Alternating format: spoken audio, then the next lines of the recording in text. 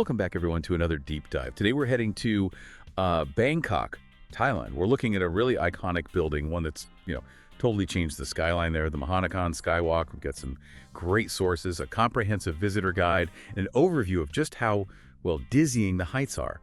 And our mission today really is to unpack what makes this skyscraper a must-visit, from its groundbreaking design to those, well, heart-pounding experiences it offers.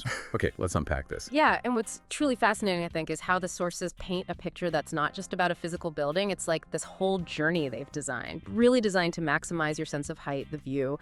It's this seamless blend of architectural engineering and a really unique visitor experience. It kind of pushes the boundaries of what you might expect from an observation deck. It absolutely does. Yeah. So the building we're talking about is King Tower Mahanakhon. It's a super tall skyscraper right in Bangkok's main central business district.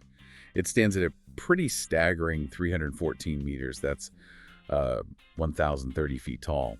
And for a time, it actually held the title of Thailand's tallest building by roof height. But it's not just the height that grabs you. Its appearance is really unique, kind of pixelated looking. Really makes it stand out. Yeah, that distinctive pixelated look. Some people say it looks like a deconstructed Rubik's Cube almost. And the sources suggest it wasn't just for looks. It was like deliberately designed to symbolize the building's dynamic urban setting. And it creates these really unique terraces at different levels, gives you a sense of openness even from inside. It really puts Bangkok on the map, alongside other iconic skyscrapers in places like New York or Dubai. Right, it's a statement piece. Definitely. And considering what you get, the height, the outdoor space, that incredible glass skywalk, the ticket price is actually quite low, generally under, US $28? That price point is really interesting, especially when you think about, say, the Empire State Building in the U.S. Similar height, maybe, but no glass skywalk like this one, and it costs upwards of US $44. So does that lower price, based on what we've read, mean it's a different kind of experience, or is it just genuinely amazing value? From what we can gather, it seems like it's just incredible value. The experience itself sounds absolutely top tier. It feels more like they want to make this landmark really accessible, part of the city's identity for everyone, locals and tourists alike, not some exclusive luxury thing. That makes sense. Okay, so you're drawn in by this incredible building. How do you actually get there? What's the first step? I mean, its height and that unique look make it pretty easy to spot from nearby, right? But the sources say the most popular way, probably most convenient too, is Bangkok's BTS SkyTrain. You take the Silom line, get off at Cheongnan Side Station, take exit 3, and then it's like a 1-minute walk towards the tower. Apparently, you should look for a peculiar elephant statue at the east side entrance. Kind of funny, a stone elephant for this futuristic tower. Yeah, but it tells you you're in the right spot. But okay, before you even get to that super fast elevator, there are a few things visitors should know about arriving and security. The sources highlight this pretty clearly. Right after the ticket counter, you hit security checks. And they seem, well, kind of strict. Airport-like. You can't bring in water, bags, tripods, drones, not even pets. Wow, that is strict. Water bottles, too. Yeah.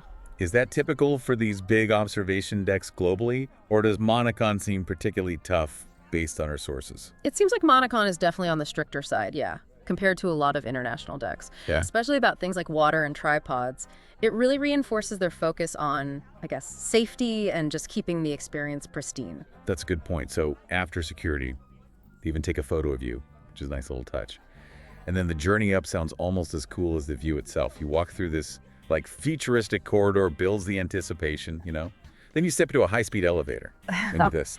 Once the doors close, the walls turn into video screens. Oh yeah, the bird's eye view thing. Showing Bangkok attractions as you go up. Exactly. It simulates flying through the city. It's apparently so well done that the 50-second ride just flies by. It's more than just a gimmick, though, isn't it? It feels like a deliberate way to transition you, mentally prepare you for the scale of the view you're about to see. Makes the impact even bigger when you arrive on the 74th floor. Totally. It sets the scene perfectly. So the 74th floor, this is the main indoor observation deck, and it sounds spectacular. Big, square-shaped hall, floor-to-ceiling windows all around. You get that full, unobstructed 360-degree view of Bangkok. From up there, you can easily spot key landmarks, like Bayok Tower 2, the one that used to be the tallest. Right. And the State Tower, the one with the golden dome. Yeah. That houses Sirocco, right? One of the highest open-air restaurants. That's the one. You can also see the Iconium Towers. They're technically taller if you count the spires, next to that huge mall. And the Empire Tower, which is apparently the biggest all-office building in Thailand by floor area. You can also trace the Chao Phraya River winding through the city. Ace. See the Royal Bangkok Sports Club, the horse racing place. And Lumpini Park, too, right? That big green lung in the middle of everything. Yeah, exactly. And they have But- telescopes, too, apparently, if you want a closer look at things further away. And here's something interesting the sources mention, how that 74th floor space changes. During the day, it's all about the view, obviously. But after dusk, a part of it actually transforms. It becomes a bar area. They even have a DJ playing electronic music. So you can hang out, have a drink, and enjoy the night views. It's a pretty smart way to keep people there longer, change the vibe. Oh, that sounds like a great way to transition from day to night viewing. Very cool. Okay, so from the 74th, you're not at the top yet. The journey goes up. You take an escalator to the 75th floor. That's like a secondary indoor deck, and also where you transfer. And from there, you've got a choice to get to the very top, the 78th floor rooftop. Either a glass elevator with panoramic views, or you can take a spiral staircase. And the rooftop, the 78th floor, that's a whole different experience again. Sensory overload almost. It's outdoors, open air. You can actually feel the breeze up there. And they play music like electropop.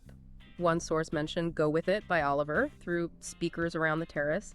Adds to the atmosphere. So it's not just quiet up there. No, definitely has a vibe. And the rooftop itself is on 2 levels. The main level is at 310 meters. That's where you'll find another rooftop bar and the main attraction, the glass tray. There's protective glass around the edges there. But then you can go up a few more steps to the peak.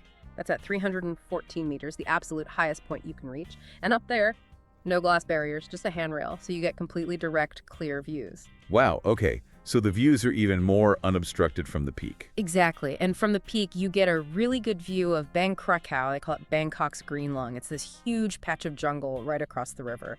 And yeah, the sources definitely agree. The peak is the spot for watching the sunset. Okay, let's talk about the main event for a lot of people, the real thrill factor up there. Yeah. That glass skywalk. Describe this thing. It's a big cantilevered glass tray, right? Just sticking out over the edge of the building. That's exactly it. Extends over the southern edge. It's pretty large. And the whole point is you can walk on it, sit on it, stand right on this clear glass. You look straight down and you see the streets, the cars, buildings way, way down. The glass is apparently so clear, it genuinely feels like there's nothing beneath you, just air. Okay, yeah, that definitely takes some courage. I read that most people who step onto it don't even dare to look down. It must really test your fear of heights. Oh, absolutely. And for anyone planning to brave it, there are some important rules you need to know. The sources are clear on this. First, you have to wear shoe covers. They provide them. Makes sense, keeps the glass clean, and probably helps with slipping. And here's the big one. You are not allowed to take your own pictures while you are on the glass tray. Oh, interesting. So no selfies while you're standing on the glass looking down. Nope. You can only take photos of the glass tray or of people on it if you're standing off it on the solid part of the deck. So the tip is bring a friend. Get them to take pictures of you having your brave or terrified moment on the glass. That's a really crucial piece of practical info. And I assume that glass is pretty strong. Oh yeah, it's not just any glass. It's multi-layered, reinforced laminate stuff, engineered to hold a serious amount of weight and handle Bangkok's weather. It's quite a feat of engineering right under your feet. Fascinating. Okay, so we've got the architecture, the ascent, the views, the thrill. Let's wrap up with some practical planning tips for listeners ready to visit. What about opening hours and the best times to go? Generally, it's open 10 a.m. to midnight daily, right? Last admission at 11 p.m. But crucially, that outdoor rooftop deck, including the glass tray, closes earlier, like maybe 6:30 p.m. or 7 p.m., with last entry even before that. Yeah, that's a key point. If the outdoor part is your main goal, don't leave it too late in the evening. The advice seems to be try to arrive before dusk, maybe before 4:30 p.m. That way you get the daytime views, catch the sunset from the peak ideally, and then see the city light up at night. Best of both worlds. Makes sense. How long should you plan for a visit? Sources suggest about 1.5 to 2 hours is probably about right for most people. Maybe stretch it to 2 or 3 hours if you want to hang out at the rooftop bar for a while. And definitely book tickets online in advance, right, to skip the queues. I saw mentions of combo packages too, sometimes time for sunset. Yep, always a good idea to book ahead for popular spots like this. And thinking about comfort and rules. Dress comfortably, but also neatly and safely. Remember, it can be breezy up there, so maybe avoid really loose scarves or hats, high heels, or slippery shoes. And just to remind everyone about those strict security rules again.